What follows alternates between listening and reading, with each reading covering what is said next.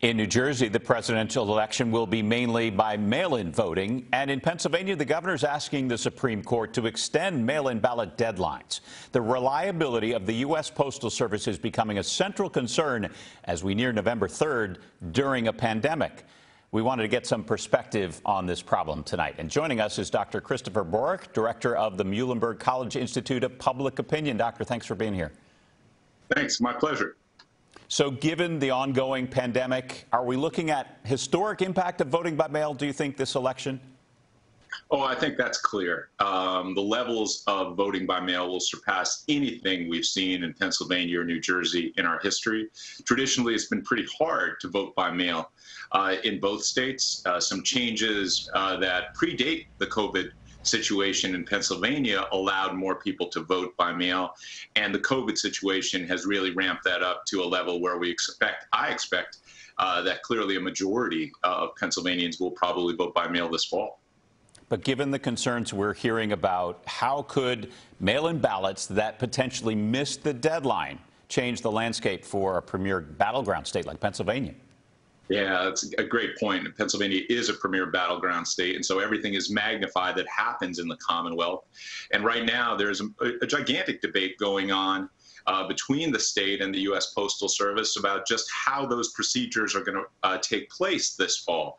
The state is very concerned that some ballots that get sent in at the end of the cycle might not get into ballot offices, county offices by Election Day. And right now, that would be a problem. So they're trying to extend the date and are planning to extend the date by which mail ballots get into those offices and can count. The Postal Service has announced some changes that have caused concern in Pennsylvania and elsewhere about the ability of the Postal Service to meet those deadlines come Election Day. What about the impact of all just this discussion about potential mail-in problems? Do you think that might suppress the vote, or could it just push more voters to go back to in-person voting instead?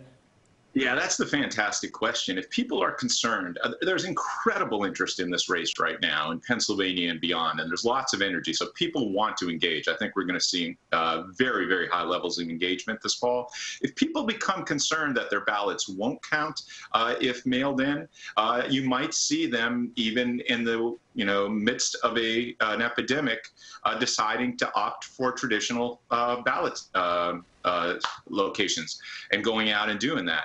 And the interesting thing, one of the challenges there is making sure that those traditional in-person voting ballot stations are available and that they're staffed by poll workers. That's been a challenge. Traditionally, there are some older Pennsylvanians that take on those roles. Will they engage?